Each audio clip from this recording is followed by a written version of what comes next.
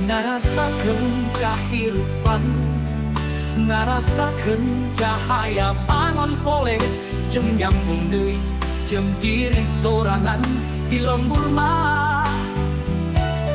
Moyang teh jadi kabiasaan, nu matak senang jeung cajeun. Moyang tantawa dina basa Indonesia lama disebut jemur awak, lainkan buku ngadon-ngadon sare di buruan tadi panon poe jeung sedikit.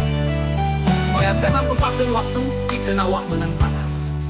Panon poe isuk-isuk nu bisa mantuan awak nyieun vitamin di sakala alami. Tapi salian ieu tah, moyang teh aya unsur kabagjanana dibarengan ku angin semili.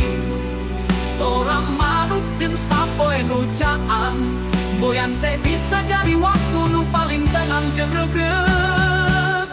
Di lembur moyang teh kabiasaan kolot tiba heula, isuk-isuk sanggeus mandi biasa kolot-kolot leumpang ka kebon atawa di palebah balong, terus kali tina batu atawa di tikasa gedeng bae moyang awak karasa leuwih seger.